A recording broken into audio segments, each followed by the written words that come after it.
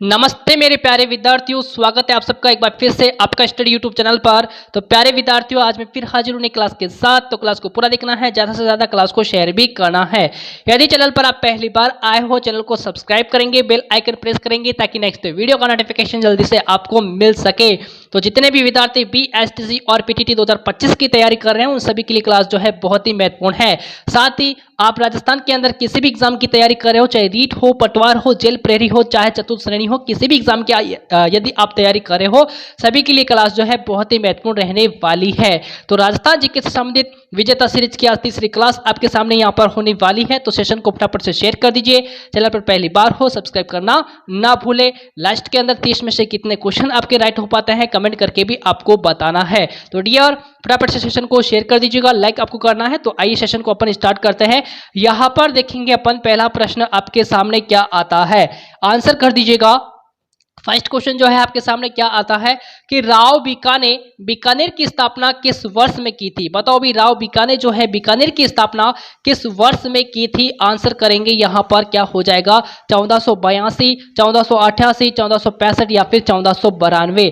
First question का answer करेंगे प्यारे विद्यार्थियों। यहां पर क्या होने वाला है, राव बीका ने जो है बीकानेर की स्थापना किस वर्ष में की थी। सबको पता है कब की थी भाई, 1488। ठीक है, 1488 आपको ध्यान में रखना है। बी ऑप्शन आपका राइट आंसर है। ठीक है ना, एग्जाम में पूछा जाए आपसे कि बीका के द्वारा जो है बीकानेर की स्थापना कब की थी, तो ये आपके आता है 1488। ठीक है यार, अब देखो यहाँ पर आया है बीकानेर, तो बीकानेर से संबंधित बहुत सी बातें हैं जो आपको पढ़नी है। जैसे दशनाती संप्रदाय का उत्पत्ति स्थल कहाँ पर है, आपकी कतरेसर बीकानेर के अंदर। देशनोक बीकानेर में आपकी करणी माता का मंदिर यहाँ पर आता है। ठीक है, जिसको चूहों का मंदिर भी कहते हैं। ठीक है यार, यहाँ पर जो सफेद चूहे होते हैं उनको अपन कावा कहते हैं। ठीक है, और कोलायत जहां पर आपके महर्षि कपिल जो मुनि की तपोस्थली यहाँ पर आती है। जूनागढ़ दुर्ग कहाँ पर है, आपकी बीकानेर के अंदर है, रायसिंह के द्वारा निर्मित। ठीक है, केंद्रीय ऊंट प्रजनन केंद्र कहाँ पर है, आपकी बीकानेर में है। और पूछा जाए आपसे कि एशिया की सबसे बड़ी ऊन मंडी कहाँ पर है, तो ये भी आपके कहाँ पर स्थित है, बीकानेर में स्थित है। ठीक है डियर, तो सभी बातें आपको ध्यान में रखनी है। बढ़ेंगे अपने नेक्स्ट क्वेश्चन की और। देखो भाई, अगला प्रश्न आपका क्या आता है यहाँ पर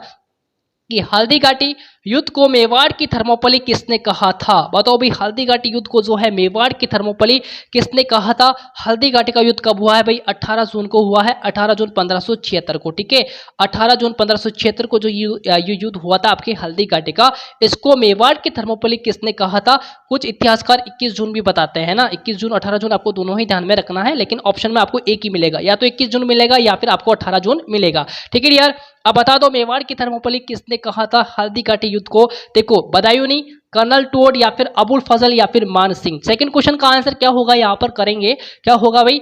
देखो, मेवाड़ की थर्मोपली किसने कहा था, आपके आते हैं कर्नल टोड। ठीक है, कौन आ जाएंगे, कर्नल टोड यहाँ पर आ जाते हैं। बी ऑप्शन आपका राइट आंसर है। और बदायूंनी ने कहा था, बदायूंनी ने क्या कहा था, गोकुंदा का युद्ध कहा था। ठीक है, हल्दी घाटी युद्ध को गोकुंदा का युद्ध बताने वाले कौन है, बदायूंनी। और अबुल फजल ने कहा था खमनोर का युद्ध। ठीक है डियर, अबुल फजल ने कहा था खमनोर का युद्ध, बदायूंनी ने कहा था गोकुंदा का युद्ध। ठीक है डियर, तो ये बातें आपको ध्यान में रखनी है। बी ऑप्शन क्या है, राइट आंसर है। ठीक है, अगले क्वेश्चन की ओर बढ़ते हैं अपन। अगला प्रश्न है अपना, सन 1903 के अंदर किसने अपने जागीर क्षेत्र में चौवरी कर लगाया जिससे प्रत्येक को अपनी पुत्री की विवाह के समय देना अपेक्षित था। बताओ, थर्ड क्वेश्चन का आंसर क्या होगा। 1903 में जो है किसने अपने जागीर क्षेत्र में चौवरी कर लगाया। चौवरी कर लगाने वाले यहाँ पर कौन व्यक्ति यहाँ पर आ जाएंगे, प्रत्येक को अपनी पुत्री के विवाह के समय देना अपेक्षित था। कि राव कृष्ण सिंह, केसरी सिंह, भूप सिंह या फिर राव पृथ्वी सिंह। थर्ड क्वेश्चन का आंसर यहाँ पर करेंगे, क्या होने वाला है डियर, क्या हो जाएगा, राव कृष्ण सिंह यहाँ पर राइट आंसर है। ए ऑप्शन क्या है यहाँ पर राइट आंसर है। सीधा सीधा भी पूछा जाता है कि 1903 के अंदर जो है चौवरी कर किसने लगाया है, तो आपके आ जाएगा राव कृष्ण सिंह। ठीक है डियर, आगे चलते हैं अगले प्रश्न की ओर। अगला प्रश्न आपका क्या आता है कि निम्नलिखित में से कौन सा सम्मिलित नहीं है। क्या पूछा है, नहीं है। ठीक है डियर, प्रश्न को आपको ध्यान से पढ़ना है। निम्नलिखित में से कौन सा सम्मिलित यहाँ पर नहीं होगा। बटनेर, आपके हनुमानगढ़, मेनाल, अजमेर, ओसिया, जोधपुर, केला देवी का मंदिर, कैरोली। बताओ भाई, कौन सा यहाँ पर सम्मिलित नहीं है। आंसर करेंगे फटाफट से, क्या होगा। बटनेर दुर्ग आपके कहाँ पर है, बटनेर दुर्ग जो है आपके आता है हनुमानगढ़ के अंदर, है ना, सबको पता है, ये तो आपका ठीक बात है। मेनाल आपकी ओसिया जोधपुर के अंदर, ठीक बात है। कैला देवी का मंदिर कहाँ पर है? आपकी करौली के अंदर, ये भी ठीक है। आपके जो बी ऑप्शन है ना, आपका जो बी ऑप्शन है क्या होगा? गलत युग्म आपका हो जाएगा, सम्मिलित नहीं होगा, ठीक है। तो मेनाल आपके कहाँ पर है? भी भीलवाड़ा के अंदर पड़ता है, ठीक है। मेनाल का संबंध कहाँ से आता है? भीलवाड़ा से आता है। तो बी ऑप्शन क्या है आपका राइट आंसर यहाँ पर होने वाला है। सम्मिलित नहीं है, आपको बताना था। तो मेनाल अजमेर आपका क्या है? सम्मिलित नहीं है, मेनाल भीलवाड़ा सही होगा, ठीक है डियर। आगे चलते हैं, अगला देखेंगे अपन। अगला प्रश्न क्या आता है कि 1857 की क्रांति के समय कैरोली का शासक था। भाई कैरोली का शासक आपसे पूछा है, ठीक है। किसका शासक पूछा है? कैरोली का शासक आपसे पूछा है। पता फटाफट से आंसर करेंगे। क्या महाराजा भगवान सिंह, जसवंत सिंह द्वितीय, महाराजा मदन पाल या फिर महाराजा गोपाल सिंह? क्या होगा भाई 5 का आंसर? आंसर क्या होगा? 1857 की क्रांति के समय कैरोली का शासक यदि आपसे पूछे तो क्या बताओगे?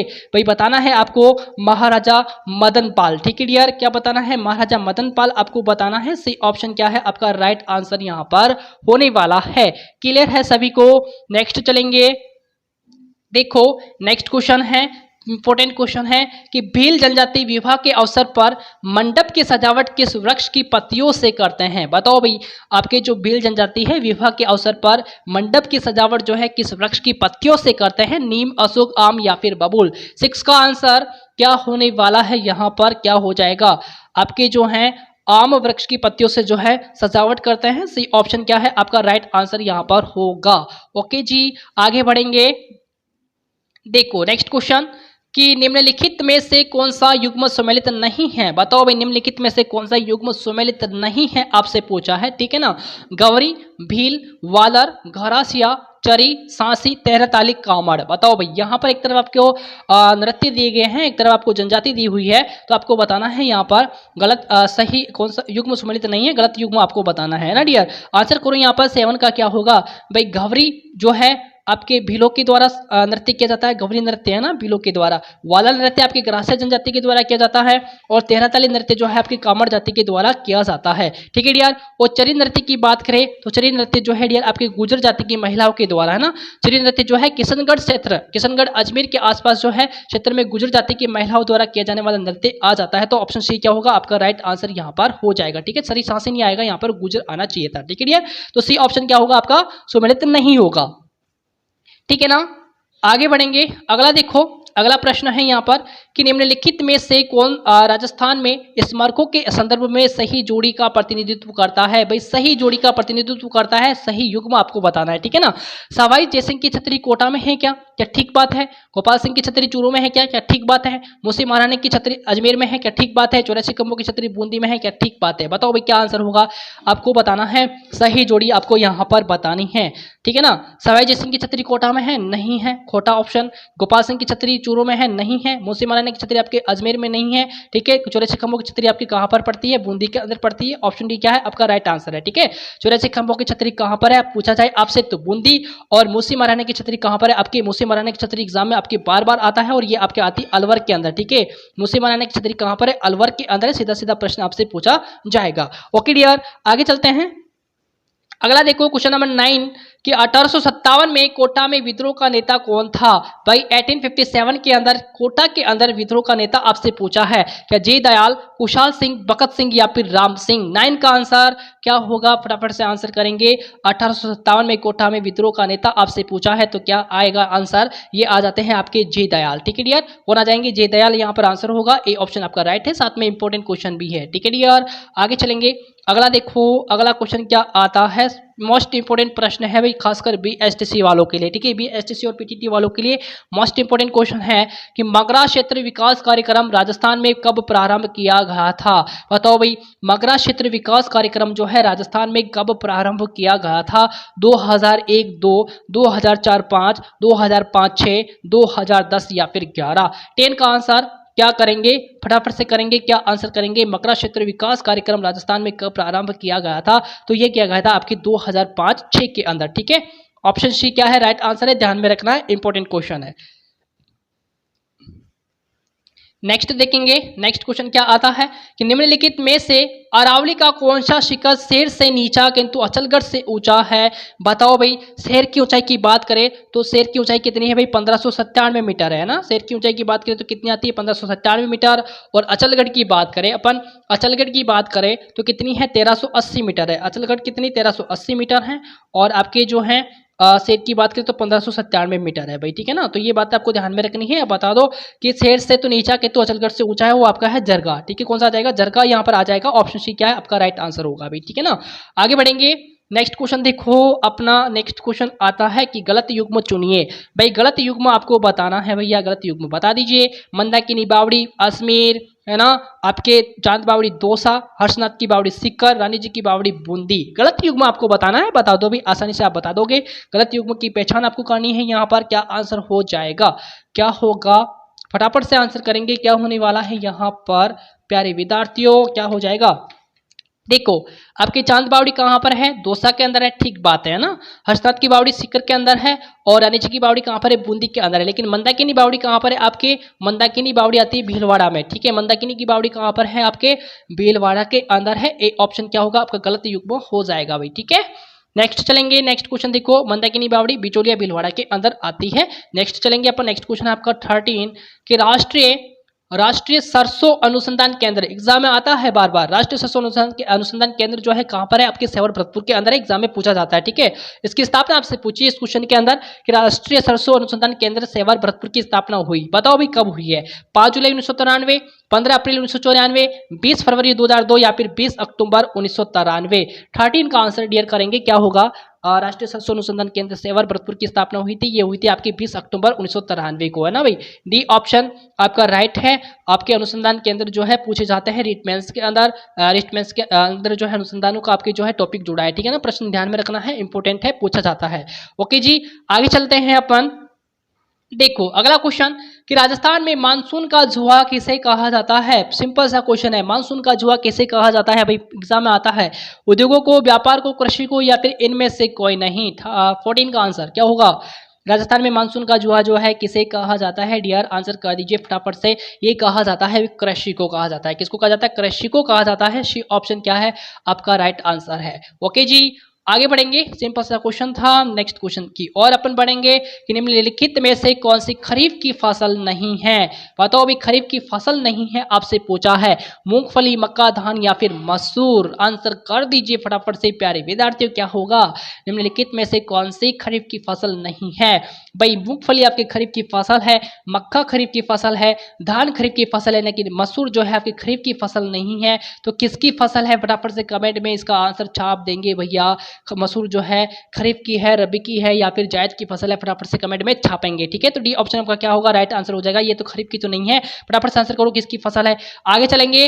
देखो 16 का आंसर क्या होगा कि केशोराय पाटन सहकारी चीनी मिल की स्थापना की गई। केशोराय पाटन कहां पर? आपकी बूंदी में, है ना। अब आंसर करो भाई, सहकारी चीनी मिल की स्थापना कब की गई थी? 1975, 1970, 1960 या फिर 1965? 16 का आंसर क्या होगा?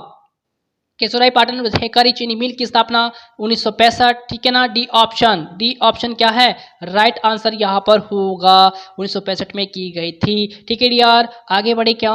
आ जाओ भाई, अगला देख लेते हैं क्वेश्चन। अगला देख लेते हैं अपन 17वां क्वेश्चन कि राजस्थान के किस जिले की साक्षरता दर सर्वाधिक है? आता है एग्जाम में बार बार। राजस्थान के किस जिले की साक्षरता दर सर्वाधिक है?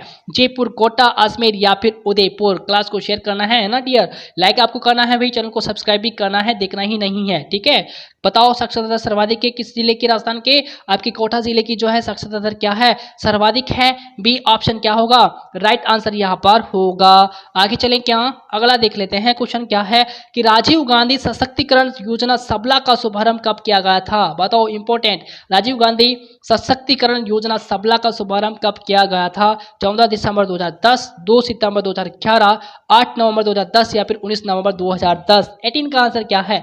18 का आंसर क्या है बताओ, क्या होगा भाई? 19 नवंबर 2010 इज द करेक्ट आंसर, ठीक है। डी ऑप्शन क्या है? राइट आंसर है। क्लियर है सभी को? पूछा जाए आपसे राजीव गांधी सशक्तिकरण योजना सबला का शुभारंभ कब किया गया था, तो आपके किया गया था 19 नवंबर 2010 को, ठीक है डियर। नेक्स्ट चलेंगे, अगला देखेंगे। अगला प्रश्न क्या है कि स्वर्णिम पर्यटन त्रिकोण का संबंध है। बताओ स्वर्णिम पर्यटन त्रिकोण का संबंध किससे आता है? जैसलमेर, जोधपुर, बीकानेर, दिल्ली, जयपुर, आगरा, आपके जयपुर, सवाई माधोपुर, जोधपुर, आपके जयपुर, धौलपुर या फिर सवाई माधोपुर? बताओ भाई, पर्यटन त्रिकोण है ना, आपके कौन कौन से यहाँ पर आ जाएंगे भी? दिल्ली, जयपुर और आगरा। यहाँ पर बी ऑप्शन क्या है? राइट आंसर यहाँ पर होगा, ठीक है डियर। आगे चलते हैं, अगला क्वेश्चन देखते हैं अपन। अगला प्रश्न आपका क्या आता है कि श्री अब्दुल गफूर खां, इम्तियाज अली तथा अब्दुल रजा कुरैशी किस क्षेत्र से प्रसिद्ध है? बताओ भी किस क्षेत्र में प्रसिद्ध है? तारकशी, आपकी थेवा कला, पीतल पर खुदाई या फिर चमड़े पर पेंटिंग के रूप में? बताओ भी क्या आंसर होगा 20 का? 20 का आंसर क्या होने वाला है? क्या होगा? पीतल पर खुदाई, है ना। सी ऑप्शन क्या है? राइट आंसर है भाई।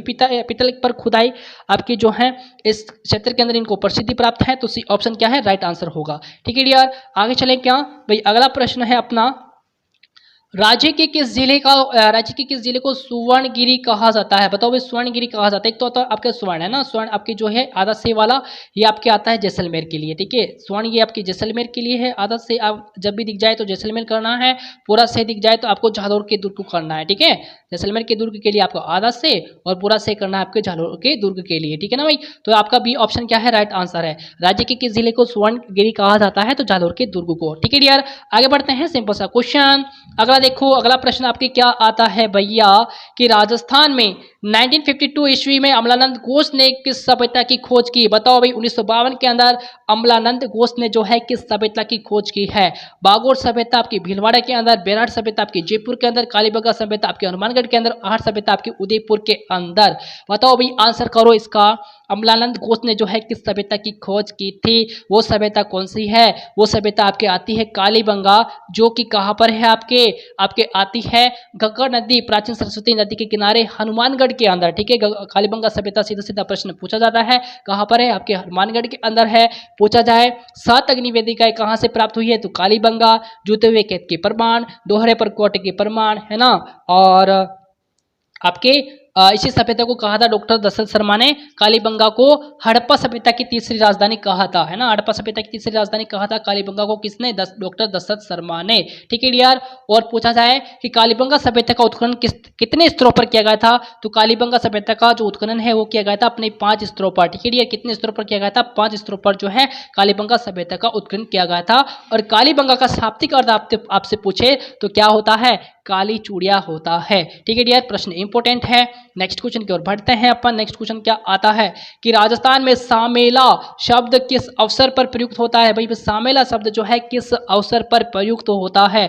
जन्म के समय, विवाह के समय, घोना के समय या फिर मृत्यु के समय? 23 का आंसर क्या होने वाला है? भाई सामेला शब्द जो है आपके होता है विवाह के समय प्रयुक्त होता है भाई। ठीक है, बी ऑप्शन आपका क्या होगा? राइट आंसर होगा। जब बारात वधु पक्ष के द्वार पहुंचती है तो उसकी आगवानी, उसका स्वागत किया जाता है, उसे अपन क्या कहते हैं? मधुपर्क डुकाव या फिर सामेला कहा जाता है। ठीक है, आगवानी की जाती है तो उसे अपन मधुपर्क डुकाव सामेला कहते हैं। ठीक है यार, ऑप्शन बी क्या है आपका? राइट आंसर है। 24 की ओर बढ़ते हैं अपन। सूची फर्स्ट को सूची सेकंड का मिलान करना है। सूची फर्स्ट के साथ में सूची सेकंड का क्या करना है? मिलान आपको करना है। फटाफट से मिलान कर देंगे। एक तरफ आपको पुस्तकें, दूसरी तरफ आपको लेखक दिए हुए हैं ना। तो जख्म के चारों ओर, गुण भाषा, राजरूपा, कनक सुंदर, केसरी विलास, क्या होगा? बताओ भाई। जख्म के चारों ओर की बात करें तो आपके आते हैं मणि मधुकर। ठीक है, जख्म के चारों ओर कौन? मणि मधुकर। ए में आपका 4 होगा। गुण भाषा की बात करें तो क्या होगा? गुण भाषा हेम कवि। ठीक है, बी में आपका 3 होगा भाई। राजरूपक आपके वीर भान। ठीक है, सी में 1 होगा। डी में कनक सुंदर केसरी विलास आपके शिवचंद्र भरतरिया, है ना, आपके 2 होगा। डी में 2 होगा भाई। 4 3 1 2, 4 3 1 2 ऑप्शन किस में है? आपके सी के अंदर है। ठीक है, 4 3 1 2 किस ऑप्शन के अंदर है? आपके सी ऑप्शन के अंदर है। सी ऑप्शन क्या है आपका? राइट आंसर होगा। ए में 4, बी में 3 है आपका, और सी में 1 होगा, डी में आपका होगा 2। ठीक है, तो सी ऑप्शन क्या है? क्लियर है सभी को? डी सी ऑप्शन आपका राइट आंसर यहां पर हो जाएगा। नेक्स्ट क्वेश्चन की ओर बढ़ते हैं। नेक्स्ट क्वेश्चन है अपना कि आपके जो किस लोक देवता की पत्नी सती नहीं हुई? बताओ भाई, किस लोक देवता की पत्नी सती नहीं हुई? गोगाजी, पाबूजी, हरबूजी या फिर तेजाजी? 25 का आंसर क्या होगा? किस लोक देवता की पत्नी सती नहीं हुई है? प्यारे विद्यार्थियों आंसर करेंगे। वो आते हैं आपके कौन से? हड़बूजी। ठीक है डियर, हड़बूजी जो है इनकी पत्नी क्या है? सती नहीं हुई है। हड़बूजी का जन्म आपसे पूछे तो कहाँ हुआ था? भाई बुंडेल आपके नागौर में, है ना। बुंडेल नागौर के अंदर जो है हड़बूजी का जन्म हुआ था और इनकी गाड़ी की पूजा की जाती है ना। विशेष बात क्या है? इनकी गाड़ी की पूजा की जाती है। ओके डियर, बेक्टी फ्लोती ग्राम जो है फ्लोती जोधपुर, जहाँ पर श्रद्धालु जो है हड़बूजी की गाड़ी की पूजा करते हैं। ठीक है डियर, हड़बूजी की गाड़ी की पूजा। आगे चलते हैं, अगला क्वेश्चन देखते हैं अपन। अगला प्रश्न क्या आता है आपका कि त्रिकूटाकृति का 99 बुर्जों वाला दुर्ग कहाँ पर स्थित है? पत्थर पर पत्थर रखकर जो है इस दुर्ग को बनाया गया है कि ये जैसलमेर के अंदर है, गगरुन के अंदर है, हनुमानगढ़ के अंदर है या फिर चित्तौड़गढ़ के अंदर पर है। 26 का आंसर क्या होगा? त्रिकुटा करते का 99 बुर्जों वाला जो दुर्ग है कहाँ पर है भाई? ये जैसलमेर के अंदर है और इसको जो है पत्थर पर पत्थर रख करके बनाया गया है बिना चुनने के। ठीक है यार, पत्थर पे पत्थर रख करके जो है बनाया गया है। आगे चलते हैं। अगला देखो कि ढोल नृत्य का संबंध राजस्थान के किस जिले से है? ढोल नृत्य को प्रकाश में लाने का श्रेय किसको जाता है भाई? जय नारायण व्यास को जाता है। ठीक है, किसको जाता है भाई? जय नारायण व्यास को जाता है। आपको ये भी ध्यान में रखना है, जय नारायण व्यास को जाता है क्या? ढोल नृत्य को प्रकाश में लाने का श्रेय। ठीक है यार, अब आंसर करो किस जिले से ये आता है? अजमेर, जालोर, सीकर या फिर उदयपुर। ढोल नृत्य आपके राजस्थान के जालोर जिले से आ जाता है। ऑप्शन बी क्या है आपका राइट आंसर यहाँ पर होगा। एक पेशेवर नृत्य ये है भाई। ठीक है, 4 जाति के लोगों द्वारा ये किया जाता है। ठीक है, 4 जाति के लोगों के द्वारा आपके ढोल नृत्य जालोर क्षेत्र में ये आता है। बी ऑप्शन आपका राइट आंसर। नेक्स्ट क्वेश्चन की ओर बढ़ते हैं भाई। नेक्स्ट क्वेश्चन क्या आता है कि ग्वालियर अभिलेख में मलेच्छों का नाशक किसे कहा गया है? ग्वालियर अभिलेख के अंदर जो है मलेच्छों का नाशक किसे कहा गया है पूछे आपसे तो विग्रहराज चतुर्थ, विमल शाह नागपट या फिर मिहिर भोज। 28 का आंसर क्या होगा? डियर 28 का आंसर क्या होगा भाई? नागभट्ट को कहा गया है मलेच्छों का नाशक। किस अभिलेख के अंदर? ग्वालियर अभिलेख में कहा गया है। पूछा जाए कि मलेच्छों का नाशक नागपट को किस अभिलेख में कहा गया है तो ग्वालियर अभिलेख। ठीक है, ऐसे भी प्रश्न आपसे पूछा जा सकता है। ठीक है, तो ध्यान रखना है आपको। आगे देखो, अगला है 29 कि निम्नलिखित में से कौन बीकानेर प्रजा मंडल आंदोलन से संबंधित थे भाई? बताओ। बीकानेर प्रजा मंडल की स्थापना हुई थी भी 1936 के अंदर। ठीक है, ध्यान रखना है। कलकत्ता, मेघाराम वैद्य। ठीक है ना, तो यहाँ पर मेघाराम वैद्य, शिक्षालाल बोहरा, लक्ष्मणदास स्वामी। क्या 1 2 सही है? 1 पे 2 आपका 1 3 सही है। 2 3 आपका आएगा या फिर 1 2 3 यहाँ पर आएगा? बताओ भाई कौन संबंधित थे, है ना? तो यहाँ पर समस्त हो जाएंगे 1 2 और 3। ठीक है, डी ऑप्शन क्या है आपका राइट आंसर है। नेक्स्ट चले क्या, अब इस क्लास का अंतिम प्रश्न आता है। यहाँ पर अंतिम प्रश्न है, आंसर करेंगे सभी कि स्वामी दयानंद द्वारा किस वर्ष में उदयपुर में एक सामाजिक संस्था परोपकारिणी सभा की जो है स्थापना की गई? बताओ भाई कब की गई, है ना?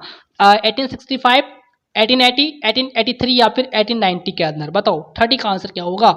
स्वामी दयानंद द्वारा जो है किस वर्ष के अंदर उदयपुर में एक सामाजिक संस्था परोपकारिणी सभा की स्थापना की गई थी? ये की गई थी आपके 1883 ईस्वी के अंदर। ठीक है, सी ऑप्शन आपका राइट आंसर है। तो प्यारे विद्यार्थियों 30 क्वेश्चन थे आपके लिए most important. I hope class पसंद आई होगी। कमेंट करके बताना 30 में से आपके कितने क्वेश्चन यहाँ पर राइट हुए हैं। ठीक है, लाइक शेयर करना ना भूलें, चैनल को सब्सक्राइब भी करना है। तो मिलेंगे अपन नेक्स्ट क्लास के अंदर बहुत जल्दी से, तब तक के लिए नमस्कार, जय हिंद, जय भारत।